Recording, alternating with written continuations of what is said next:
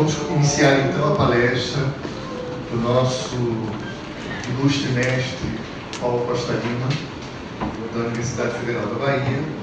Vou fazer uma pequena leitura sobre a bio, né? Paulo Costa Lima. Paulo Costa Lima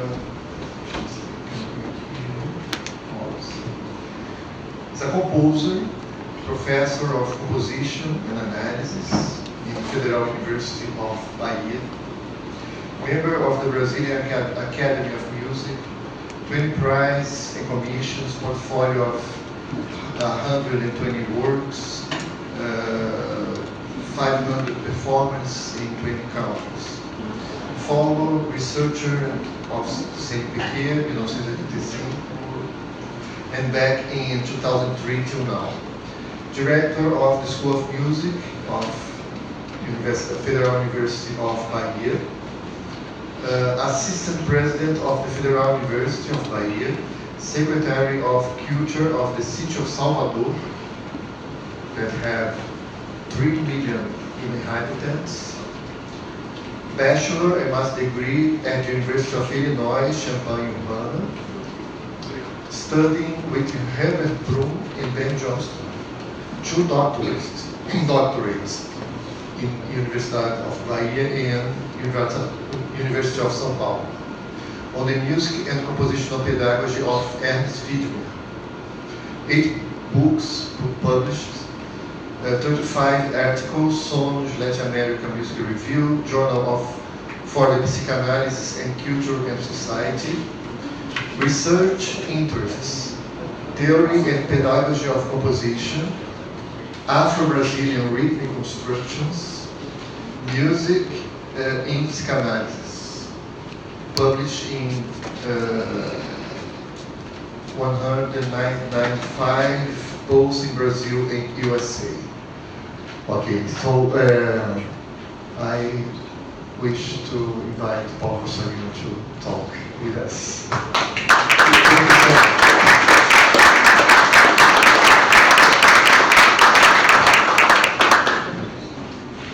Thank you very much, Professor Paulo.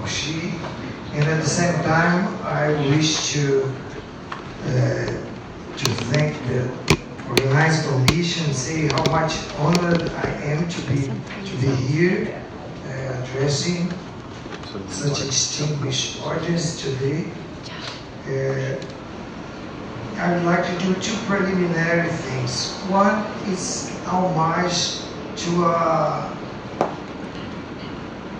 one of the best performers, piano performers of Brazil, José Eduardo Martins, which 26 years ago gave me the honor of playing this piece. So it's a way of making an homage to José Eduardo Martins, and also to present myself in a 2.5-minute piece. Let's hear it then.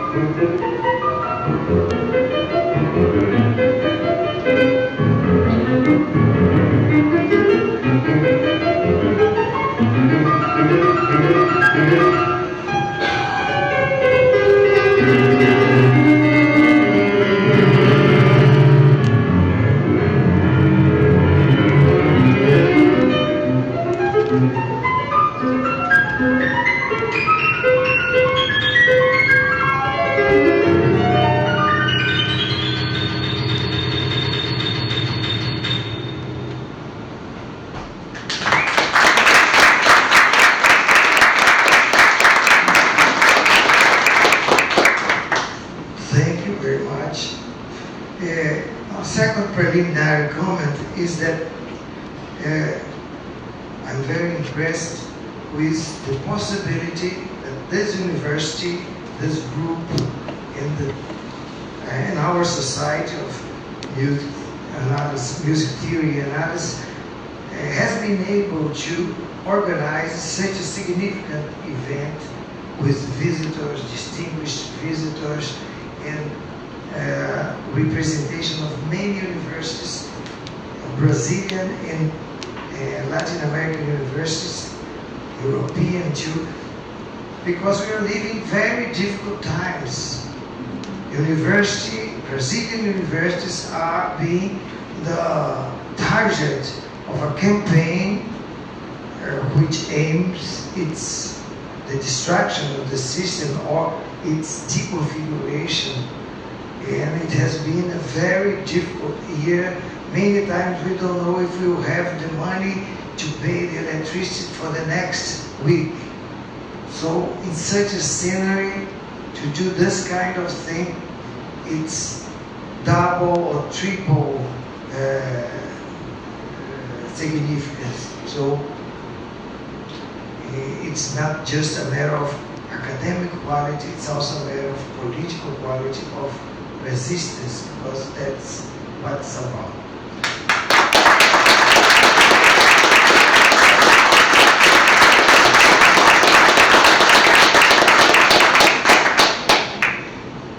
And now I begin my conference, which I had to translate very quickly. So you will certainly forgive the slips, not only the Freudian slips, every slips, all the slips. So let's begin. Number one, can we? Yeah. Yes, yeah. Well, we will have a synthesis in Portuguese and the text which will be read in English up to a point. From some point on, I will improvise, but let's face it.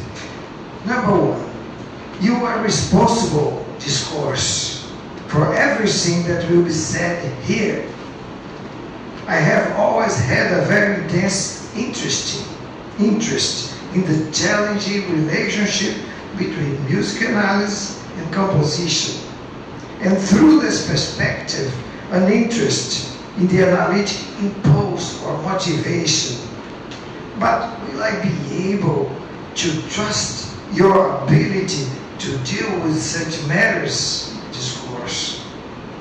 Please do register that the pleasure, or perhaps I should say jouissance, of analysis inhabits a very particular place. We have a Brazilian concept, entre lugar, in betweenness. The pleasure of art and music and the pleasure of science, two distinct modalities of sublimation according to psychoanalytic theory, is two different kinds of relationship with the empty space that constitutes us. The empty space of science to be fulfilled by deciphering the order of the universe.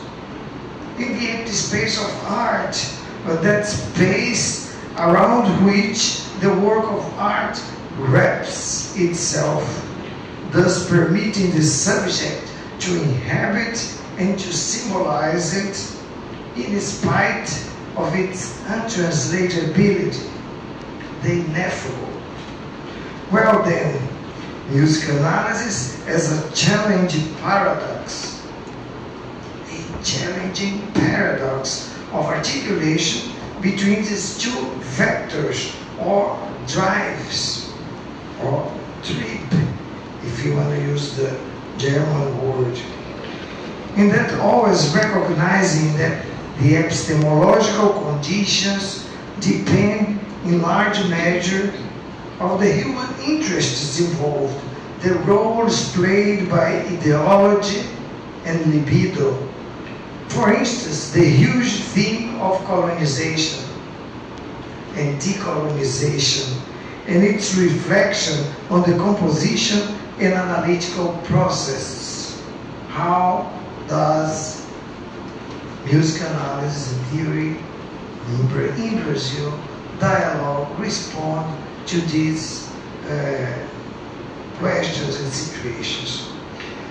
Number 2, say it discourse, right at the outset, that you recognize to be constituted of words, sounds that articulate themselves in a linear sequence. If you could be polyphonic, some algorithm slips, and only in this way could face such huge challenges. Being language, you are also an object of composition. Remember Charles Seeger back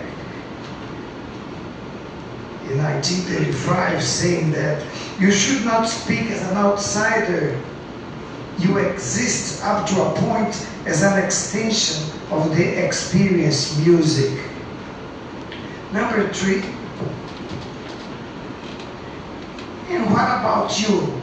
Asks the discourse.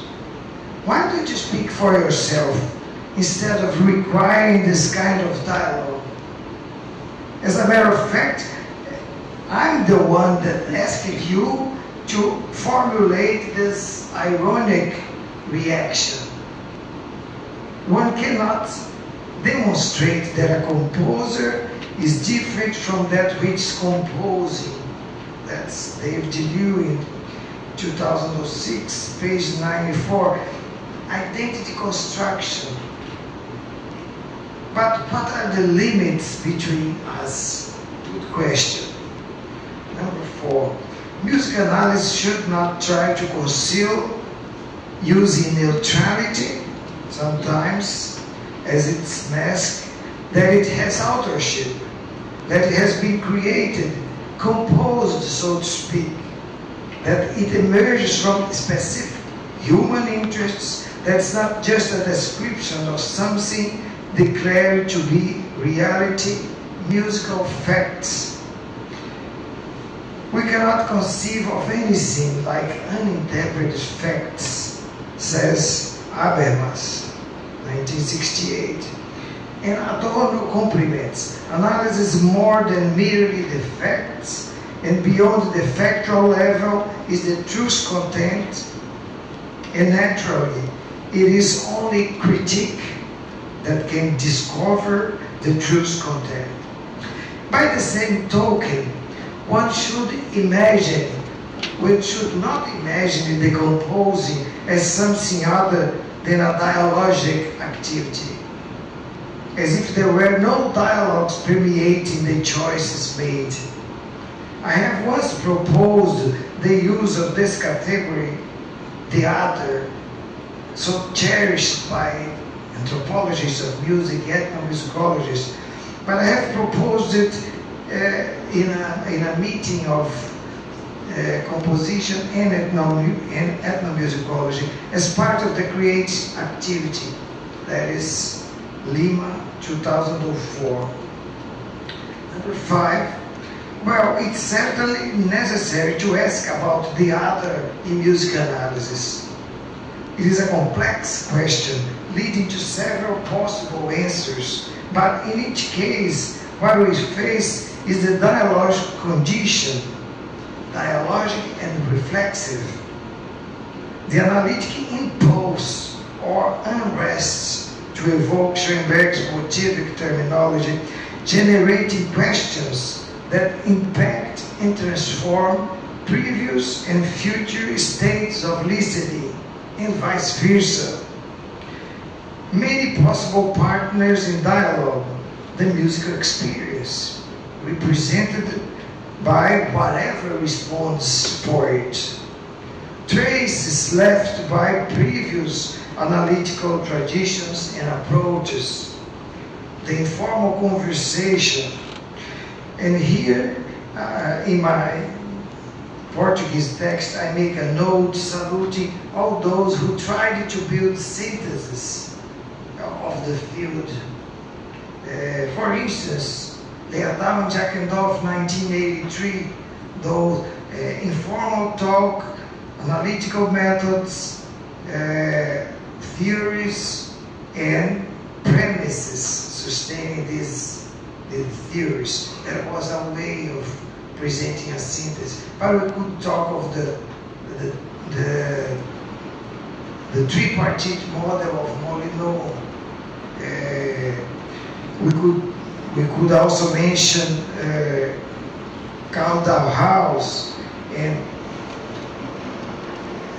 his division into aesthetic judgment, analysis, and theory. In many other situations, the challenge of presenting a synthesis of the field. Well, number 6, 7, 8, 9 will be a problem that I bring, homemade analysis, a problem that I bring to classroom for my students. Oh. 6? Yeah, but it's okay. Example. I use to ask students the relationship between the beginning of Brahms' sextet, opus 18, I'm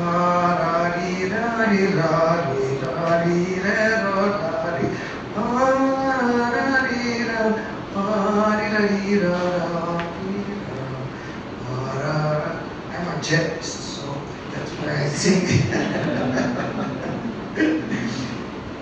The comparison between this and measure 61, when we have all this chromative, Professor Macrevis, and we get to this later on, talk about Inselbildung in Schönberg.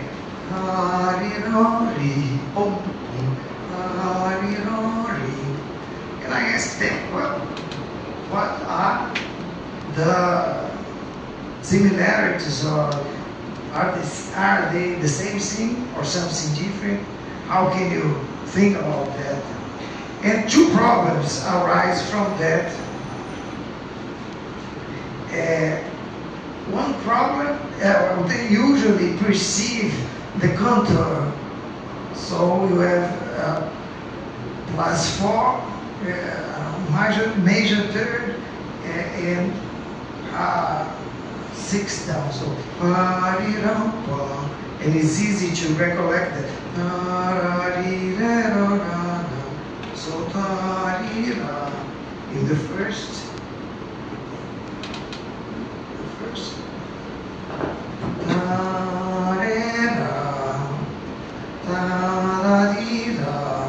So that's something that students usually perceive quite easily. But then they say, oh, come on, anyone could say that. How come the D, the Z comes after the... This is fake analysis. Can you do better than that? And this leads to, let's go down. No. More. Here. So, let me see if this works. Yeah. When we see what the viola does there, and then we are able to find 3 motives and a fourth one. You have the semitone, the neighbor note semitone. You have another neighbor note tone, and this arpeggiation, this arpeggio motive, like here. More, desce um pouquinho. Bom, desce mais. Well, you may end up summarizing the whole thing with the 3 motives doing this. Neighbor note here, neighbor note there, motive arpeggio there. And this is a very familiar configuration. Just a second.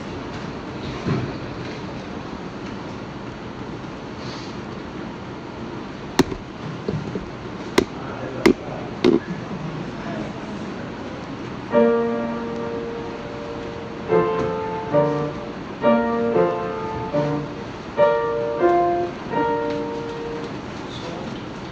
horn fifth sonoric. The horn fifth sonoric chosen as a bunch of motives, or as Schönberg decided to call it, a Grundgestalt.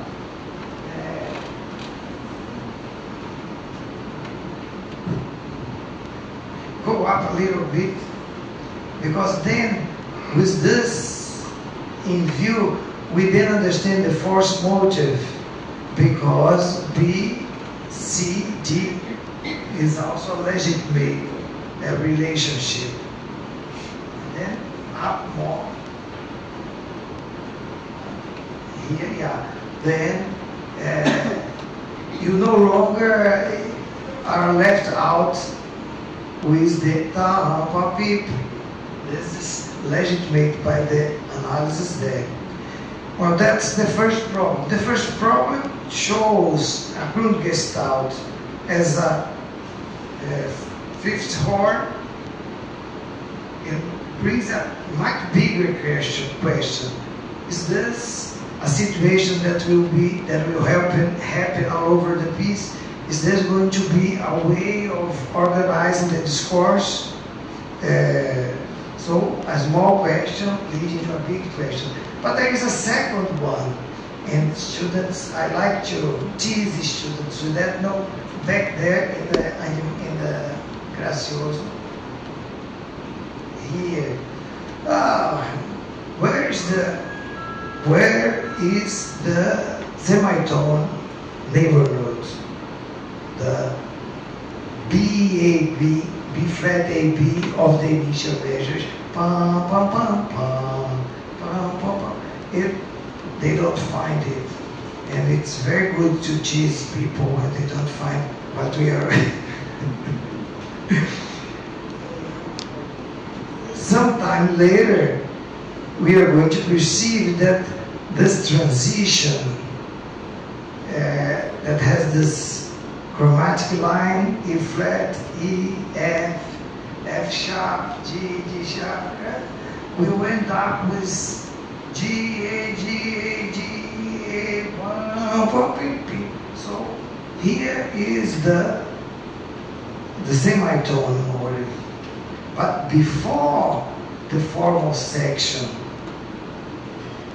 so I think this is a very particular case which I then begin to treat as irony, because it is as if Brahms is playing games with us, his analysts.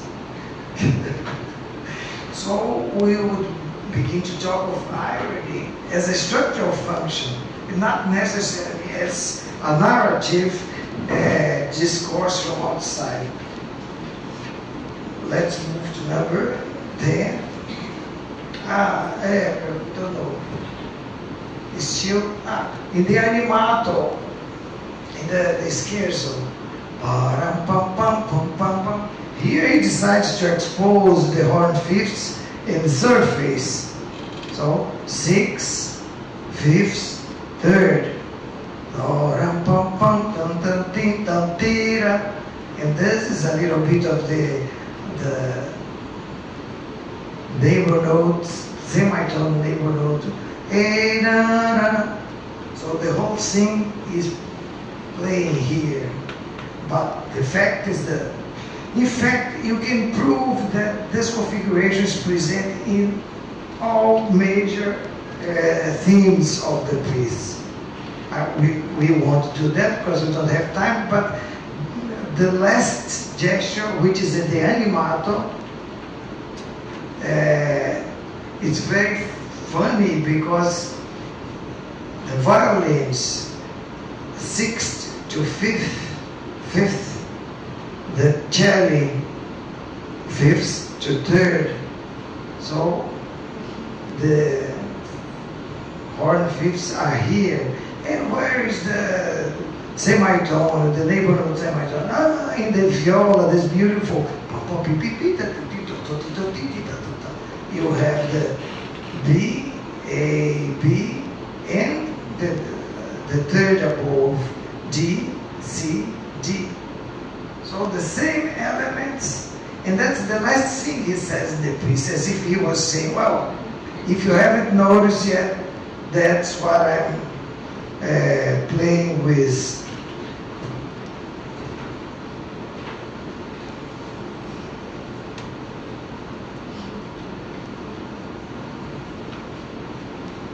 Back to number 10.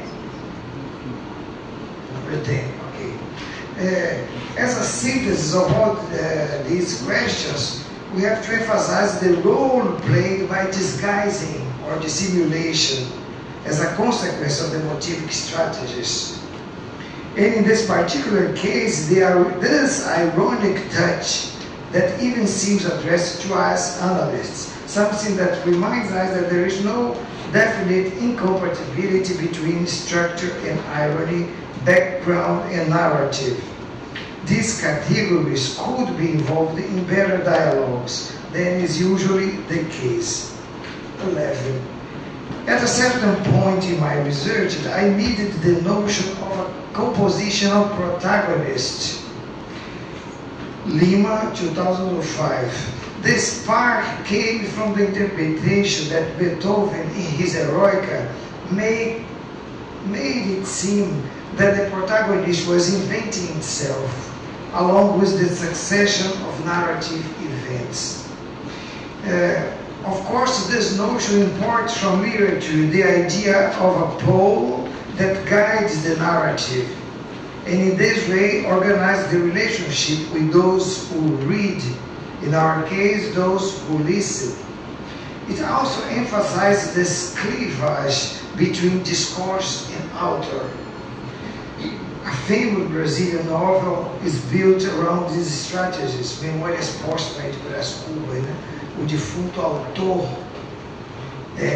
is a compositional protagonist. He writes, it's not Machado de Assis. So the difference between the author and the compositional protagonist. What is compositional protagonist? Well, this instance, this nucleus that when you are deep in the experience, when the experience enchants you, then there's something like identification in the psychoanalytic sense happening. You identify with the work, with something in the work. And of course I brought the notion of supposed to know. Supposed to know is the Lacanian concept for the attribution of power that someone, when begins analysis, gives to his analyst. I suffer from that or that, and you know what I have.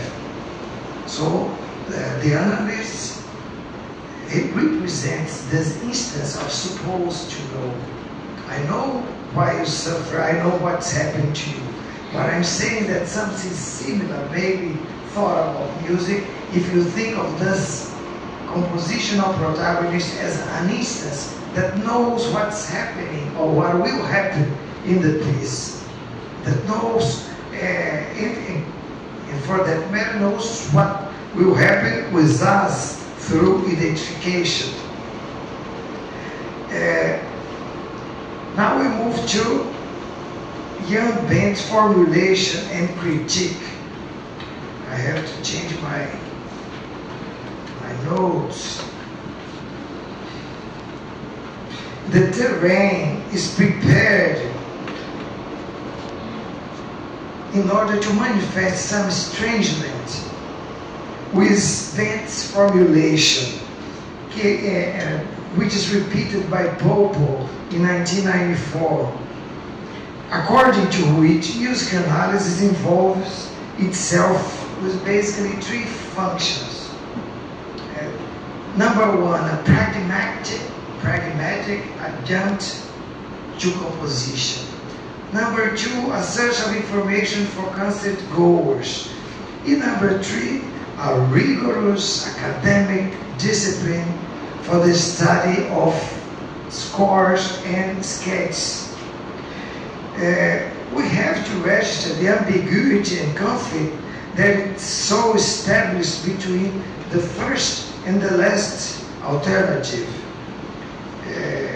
I would say the idea of neutrality of this rigorous academic study ends up neutralizing the contribution of the artistic field.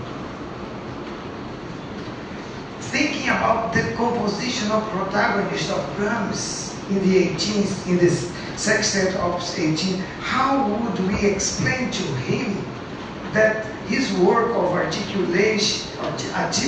articulating derivations could not be described as a rigorous one? Not even academic, only pragmatic and adjunctive. The study of the score, yes, would be rigorous and academic, but its invention and realization, not. Well, this doesn't really make sense. The work of concatenation of derivations that Brahms invents with such a delicacy, with such a subtlety and mastery, is certainly analytic in nature. The invention of words requires it. He's inventing words. The construction of an ironic solution, disguised and ambiguous for the appearance of the gesture of measure 61, seems to me rigorous enough. Even being the result of a huge flexibility. We know that Dante, in the chapter of that volume that was mentioned yesterday about Western history, he admits if there is a flaw, it's the huge flexibility of motivic strategies, the difficult to systematize. And of course it's right, but it doesn't mean that that may be rigorous. Schönberg, number 14. Schönberg, in the musical idea, the brilliant work of Severin Inez and Patricia Carpenter, putting together those fragments, we see in the field that he calls coherence, Zusammenhang, right beside what he called working out, Herausarbeiten des Zusammenhangs. We can see the strategic notion of disguising, Verschleierung in Deutsch, in German. We know how much Schönberg admired Brahms' music. So, Verschleierung, disguising, is considered by Schönberg a way of building coherence. Number 15, that which we are describing as irony can assume several distinct appearances. In this case, it's directly connected with the construction of double meaning, double sense. We are led to believe that we are moving away from the beginning, from the initial gesture, and that the gesture of measure 61 will represent this moving away. But in fact, it is a derivation, and we are moving right again to the first idea. So these two senses clash and are responsible for part of the experience. Number 16.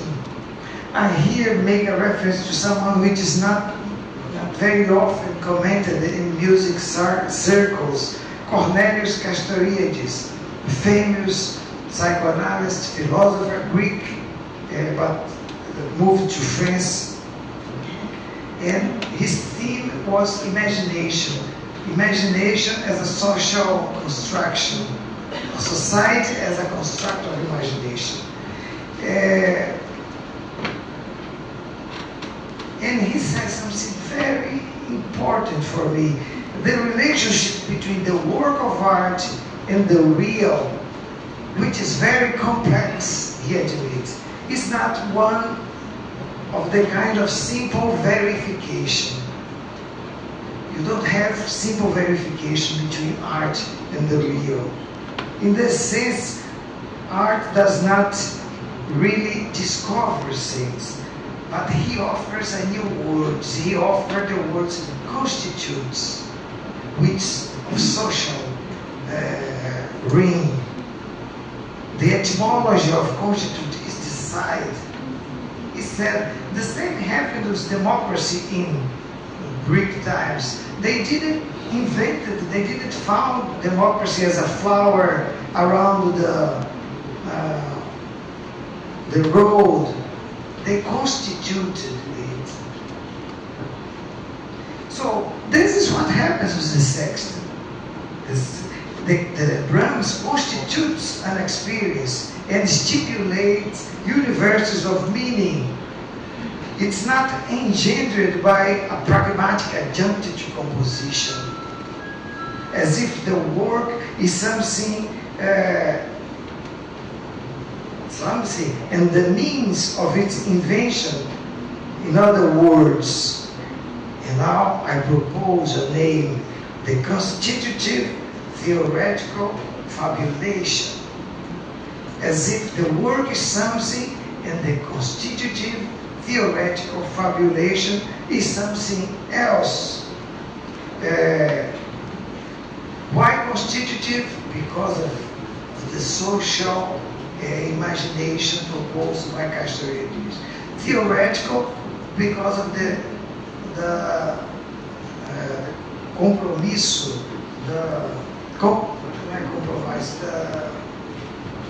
how do you say compromisso? The commitment to abstraction and systematization. And fabulation, because it's fantasy, because it's imagination, because it's inventing worlds. And I think this, for now, I'm going to use this to name the role of analysis in the process of composition. I prefer this name to adjunct, pragmatic adjunct, which I think leaves a lot out of it.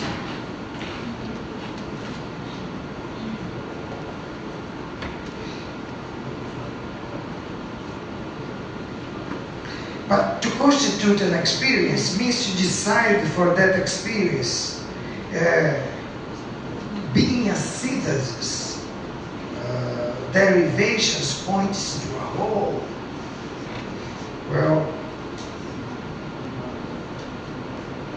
and bring with it the potential steps of future analysis. It seems to me that it is this curious relationship between analysis and synthesis that our discussion brings about. When traditional definitions of analysis present the activity as the resolution of the whole in its parts, it ends up omitting the most interesting, since the resolution of the whole is only a prelude for something else, precisely a synthesis made possible by the analytical activity. So we make the resolution in part because we envision a new synthesis. And this is, or in this regard, there is a relationship between composing, or for that matter, teaching composition, is also about synthesis, and the construction of synthesis, such as the assemblage of the whole, step by step, moment to moment. Number 18, the notion of constitutive theoretical fabulation also establishes a line of dialogue with the refusal to understand music analysis as primarily explanatory. Right? According to the so-called radical relativist proposal that comes from Babbitt and its students, analysis would be ontological rather than explanatory. Something that Dora Heininen, in a recent book called The Theory of Analysis, Just a second, because I have to go to my Portuguese version.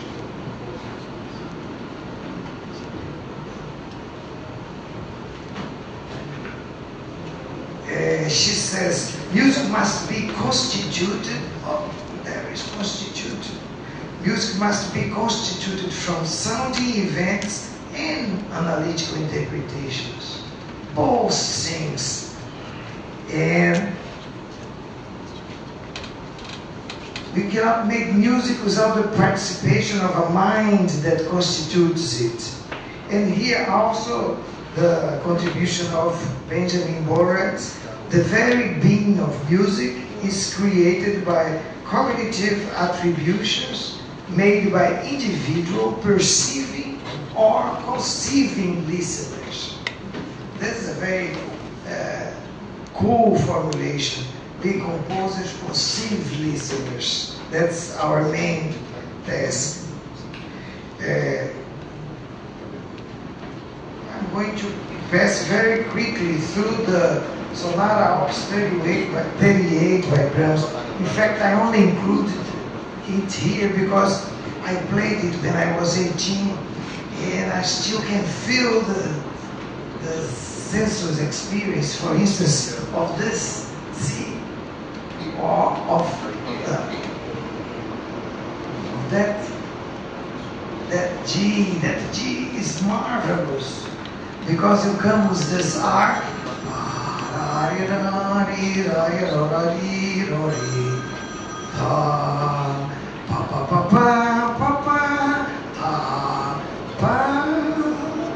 This seems to last an hour when you play and you are 18.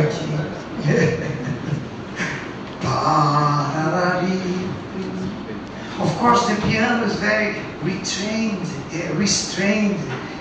He won't make movements, contour movements. All the contour is left for this voice, this subject, this romantic subject that's projecting himself. But what's the importance of this G? Of course, we are dealing again with a configuration, a motivic configuration that places stress in the C. And the G here is the same thing in the area of B. So B, D sharp, F, G. So in a very short space you have meanings that are clashing one against the other. And this C here is perhaps the better example of clashing meanings, because you have just affirmed B and even made a kind of tonicalization of B. And then C comes with the old C, but the old C in a different context, because the context has changed. And note that he's careful enough to put the B as the best. So he's working with 3 or 4 different meanings of this clash between B and C. And there goes the melody, where it's going to C.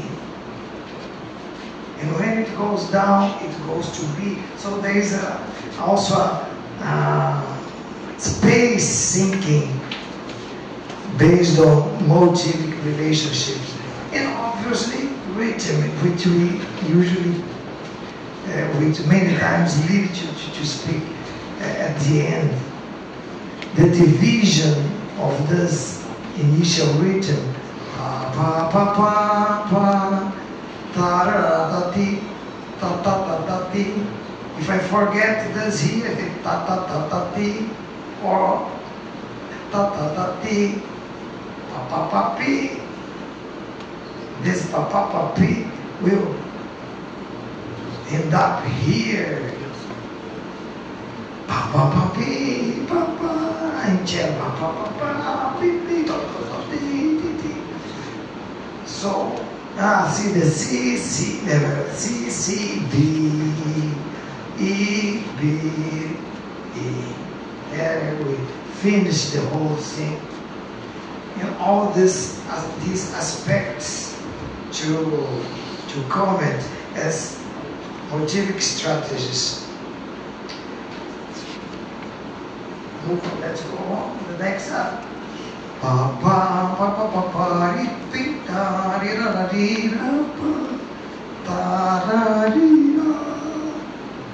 There we are. The trio, which is for a romantic 18 years cellist, is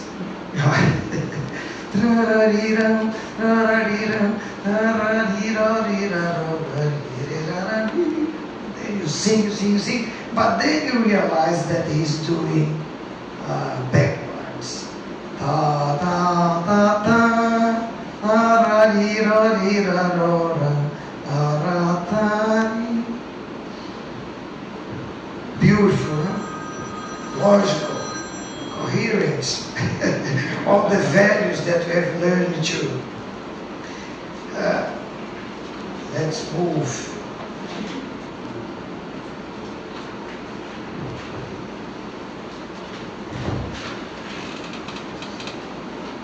Number 19. This notion of constitutive theoretical fabulation that emerges from the critique to Bent's formulation is an attempt to give a name to the role of analysis in the process of composition, and thus becomes part of a theory of composition. It exhibits the potential to dialogue with the notion of compositionality and its 5 vectors. That's a previous proposal made by me, the quality of a composed object. I call it compositionality, but we won't have time to go into that here. I only mention that I think of this thing as a 5 vector or instance. The invention of words, the criticity, the reciprocity or construction of identity, a field of choices. Without choices, no composition, and the intertwining of choices, which are practices, and principles guiding these choices. Theory, intertwining of practice and theory. And this is a 5-second description of what would require much more. Number 20. But I'm only saying that this new name, the constitutive theoretical fabulation, dialogues with the impulse to work on theory of composition. 20. The importance and subtlety of the challenge of giving names to things that participate in the process of composition. This is a huge challenge. No? Give names. We give names to places, and the names keep coming back. In Salvador, Itapuã is a manifesto of the Indian culture. Here, what would be Ipanema? We destroyed the civilization. We sent the inhabitants to the hinterlands. We forgot made them forget their language, but the name is the name of the place.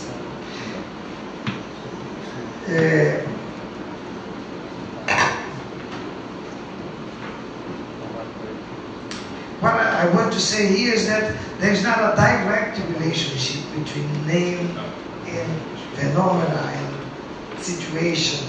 It's always an interpretive one. The name is an interpretation. 21. Daniel Shua, which was a professor in King's College and now teaches at the University of Hong Kong, and with whom I have been exchanging messages, wrote a very interesting book on the critique of the idea of absolute music. I really recommend for those who don't know it.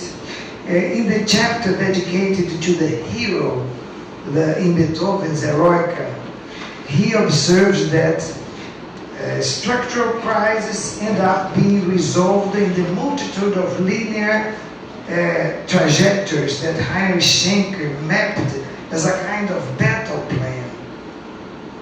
So the hero and the warlike enterprise of the Eroica ending in the analysis, in the battle plan of the linear analysis. He's making a metaphor, but I think it's interesting metaphor because it points that the imaginary condition of the work crosses the border to the analytical process. So analysis is about imaginary conditions too. In this recent talk with Daniel Schur, he remembered that he started with Alexander Goethe, the composer in England, and Alexander Goethe would always say, well, composition, analysis composition backwards. And he said, well, it's not that simple, but I like this idea of forwardness in composition. The perception of two distinct, sometimes opposed directions.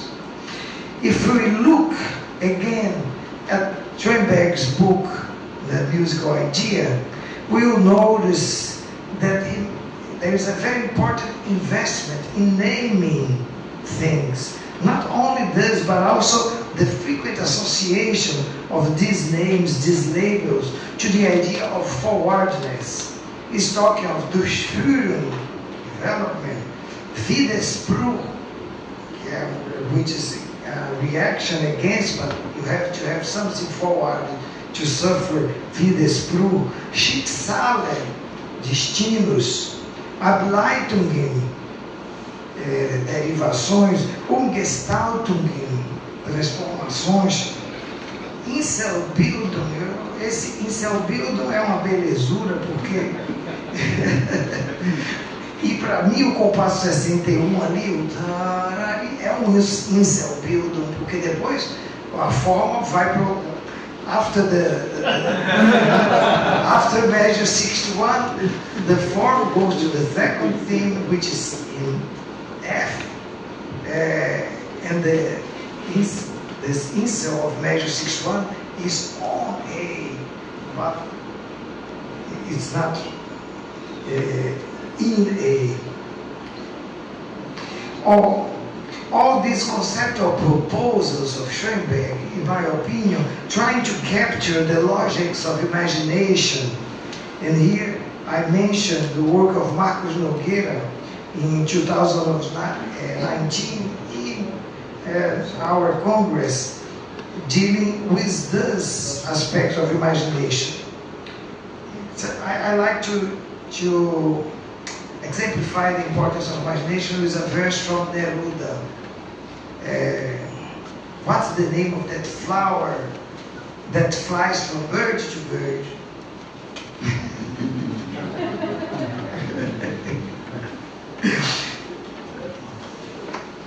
Roger Reynolds also has a lot of concepts that in the forward direction, impetus, and a number of others which I will skip here.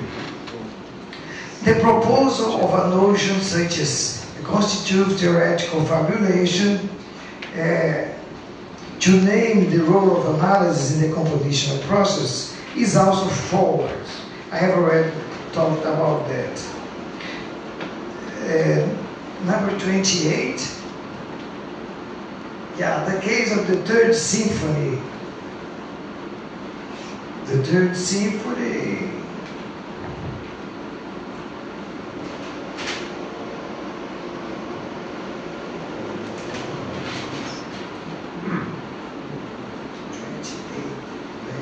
Portuguese version. Well, now you forgive me because I make instantaneous translation.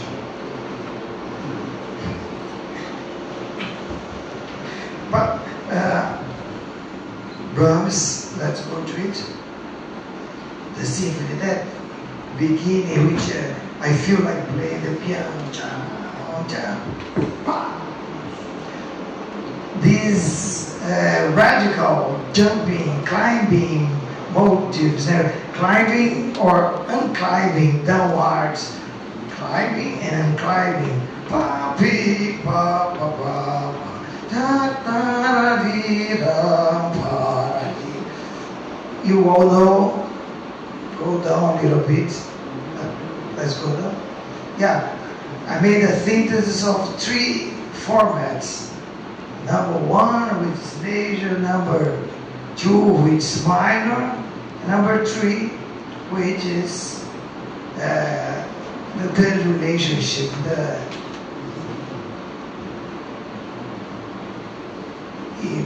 D flat.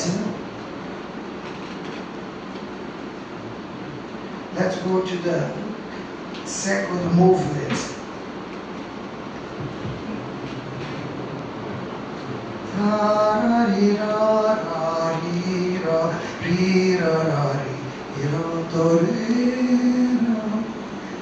Oh, Brahms is inventing linear analysis.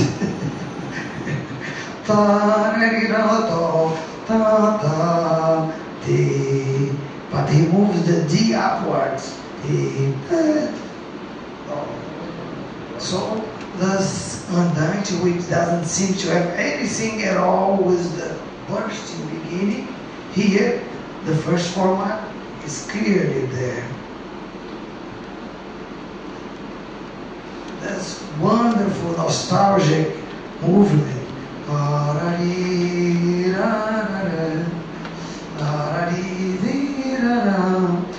Here the situation is more subtle because, well, the explanation would be the same of the sonata is going backwards. So we should have to find here C, D, E, re, do, D, C. Pa, pa, pa, pa. But what we really get is, can you go down?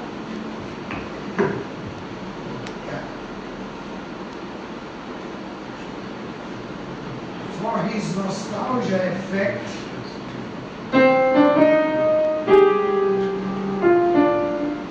this clash is happening there. So he ends up with the 2 formats.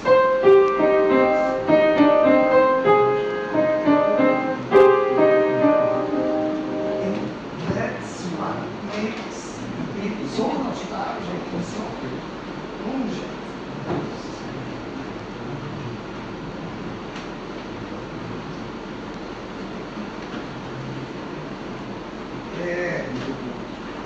Down to the second theme, and then I would like only to remind you that in an article in a chapter of 1993, in an analysis of 1993, Susan McLaren made a big case. No, Brahms, no, this one. Made a big case against Brahms, not against Brahms, but against his conception of masculine and feminine. And the second movement would be the feminine, the Lila movement, and she had many arguments, historical arguments. She even said that Brahms went 17 times to see the Carmen Bezerra, if that's true, but he was enchanted with the feminine, and the second movement would express the feminine, and the clash between feminine and masculine would be something very important.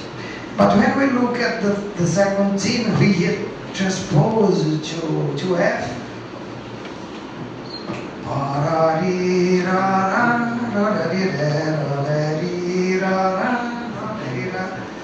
You have ta ta ta na ta ta. It's the same idea. So the narrative approach would better be prepared to have the structural analysis, because it would have to be explained why Brahms conceived of masculine and feminine as springing from the same source.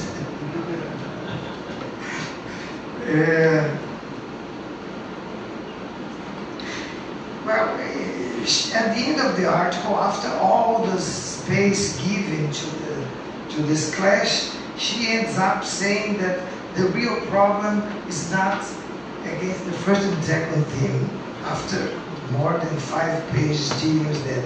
It's Brahms against the big other of tradition, the Oedipal conflict between Brahms and tradition and Beethoven, and his attempts to generate a language, a musical language, which is no longer possible in the frames received from tradition. The clash. She concentrates a lot in the clash between A natural and A flat, but she doesn't see that this clash is a motivic clash. It's a clash of groups. I would even say sets. Because what I want to say is that it's the motivic logic which is amplifying the borders, the frontiers of the narrative she calls tonality. And that would be the link with Schönberg. According to Epstein, Schönberg, serial thing had a lot to do with macro motives. So we are talking about this connection. So it is in this way that Brahms, the progressive, as Schönberg wrote, is seen as, is contributing to modernism. And in a very subtle way, because he's also quite connected with Beethoven language. So he's dual, he's pointing backwards and pointing forwards at the same time. And I think we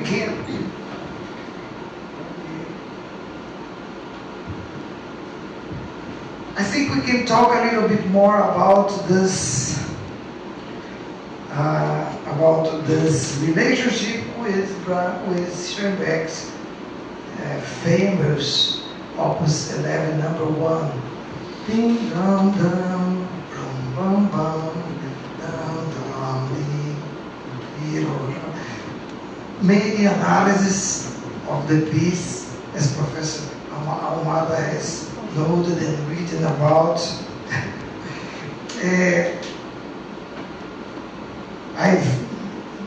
My home-made analysis, I got interested that in the beginning of the 1991, please. And my approach was a little more so that you can see more. My approach was that, well, perhaps Schönberg is working with a rhythmic Grundgestalt. And then pam pam pim pam pam, that's measure 1 and 2. But the recapitulation, the so-called recapitulation, ting ting ting pa pa pa pa pa pi. So he fills this gap with this rhythm here. Measure 25-26. Pa pa pa pi pa pa. Ding dang dang ding dang dang. So it's a transformation that the accent is kept, but we have no longer 2 quarter notes, we have 3 8 notes with a rest. Pum pum pum pim pum pum. Plausible. Measure 49-50.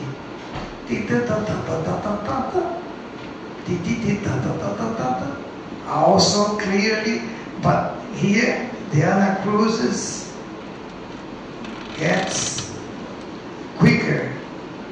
And the famous measure 12, which the same process. Measure 38-89.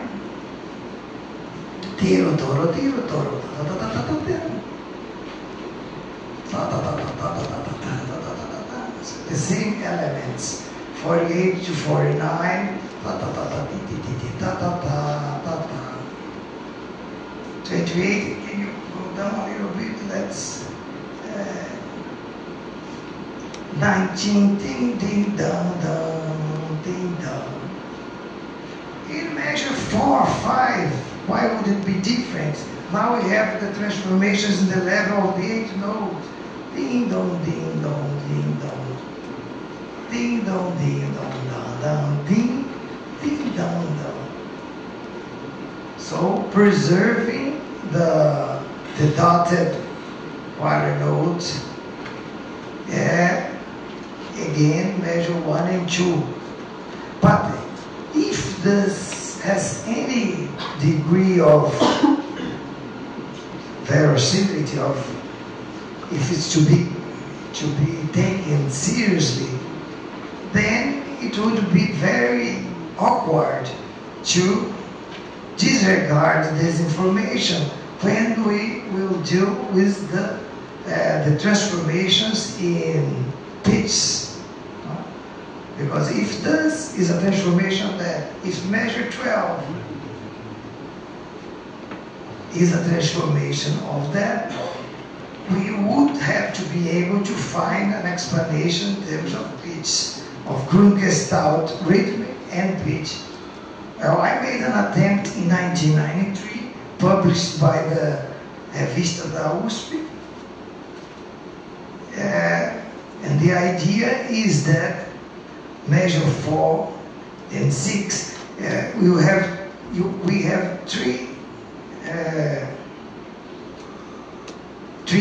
three presentations of the same material. First one, second one, third one. Instead of looking at the first one, I decided to look at the third one because it's more complete. Because then you have the E, but you have 4, you have 1 here, C sharp or D flat.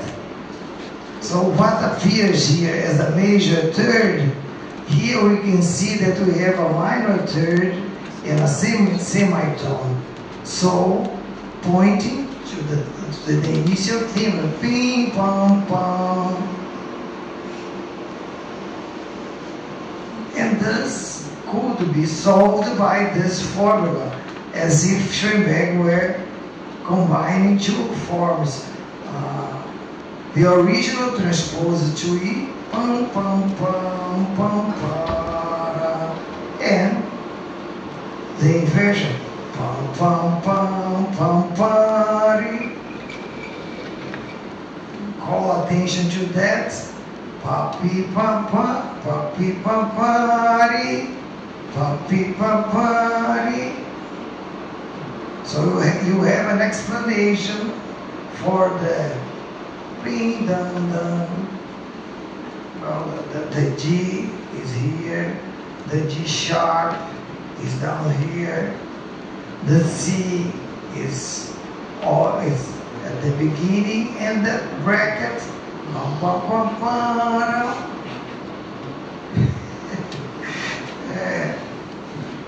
by the same token, the measure 12 could also be explained in a different way. It takes more time, but to explain why, for instance, I have added here these two notes. Now let's go up a little bit, more to the first measure,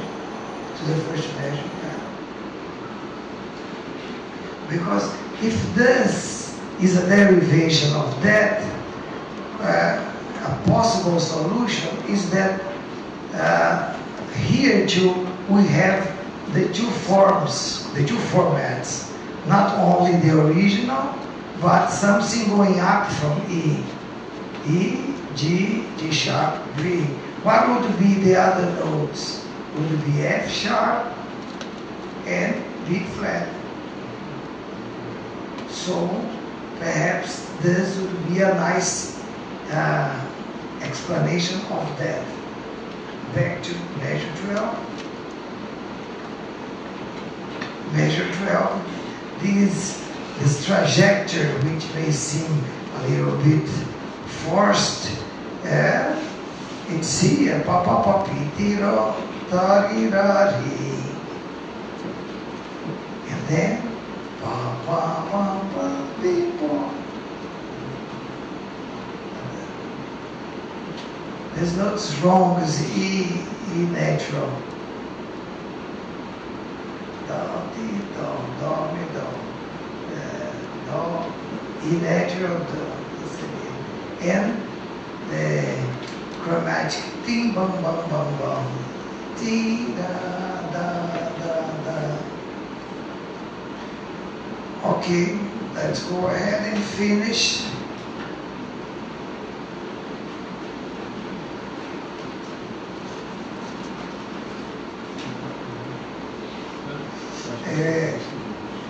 I've also included music by Widmer, but I think we are out of time. I will ask permission to skip Widmer and go to my concluding remarks, which are the complex relationship between compositions and musical analysis is taken in this conference as a necessary direction of discussion and study. All that implies theory of composition, but also a theory of analysis, meta-analysis, and the possible dialogues between these two fields.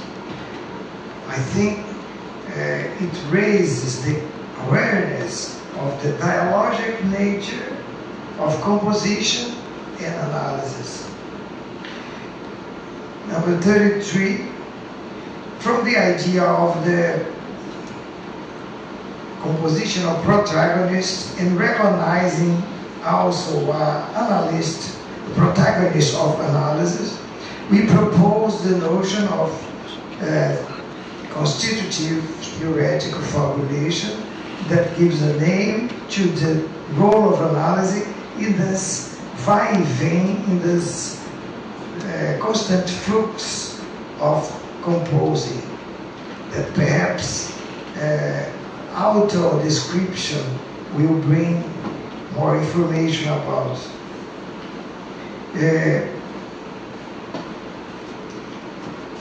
And we recognize the centrality of the role of imagination forwards and the necessity of new interpretive efforts in this direction. Therefore, what will happen to the trajectory of the hero? The hero persecuted for so long, so much time, the hero of the heroica, the hero as a symbol of composers striving for coherence and control and structural control.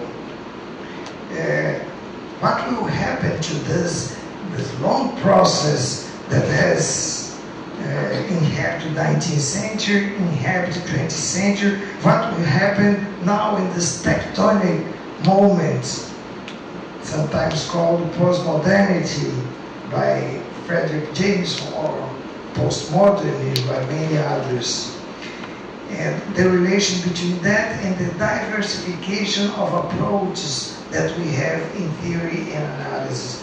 The fact that when in 1970 we could count 1, 2, 3, 4, 5 approaches, and now we can name 25 different approaches. Autocognition is almost swallowing part of them. What will happen to this idea of total control by the composer? The composer is someone that presents himself as capable of doing that. According to Lawrence Kramer, this medieval, he doesn't use the word medieval, but this armor that if absolute music in its traditional sense is dying or is transforming itself radically. This means a radical transformation of its armor, which is many times the discourse of analysis. 35. The experiences of motivic analysis and strategies presented here, my homemade analysis, they were not the main theme of the talk. They were a way of designing this scenery and its questions. And it requires new questions. For instance, the sonority of the horn fifths that invades the sextet opus 18 and impacts the melodies. What's the meaning of that? The culture of meaning of that? Brahms is in love with Zagate, but what else? This wave format of opus 38 and the construction of a voice for the subject.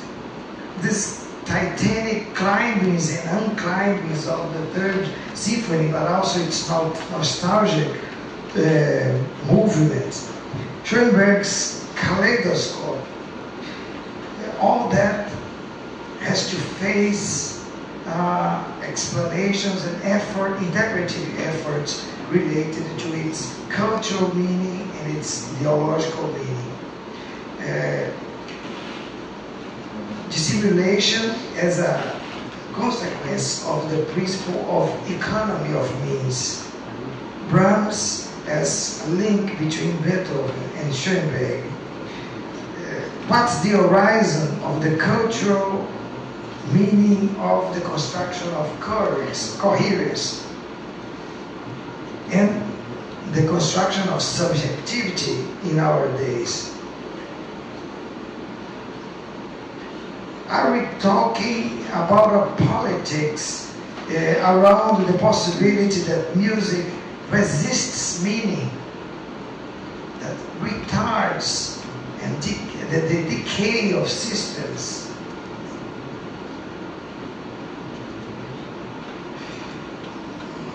Two last things. This economy of means is mentioned by Adorno. I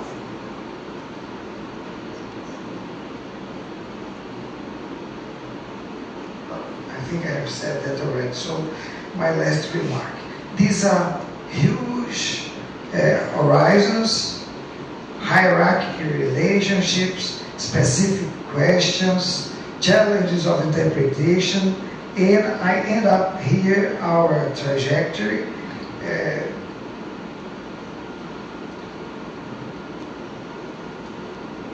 Saying how much I appreciate and I'm proud to be part of an association that keeps open these channels between creation as theorizing and theorization, and theorization as creation. I think we have invested in the dialogic conscience of composing and analyzing, and now I tell to the discourse, shut up, let's get back to the empty space that constitute us as listeners and speakers. Thank you very much.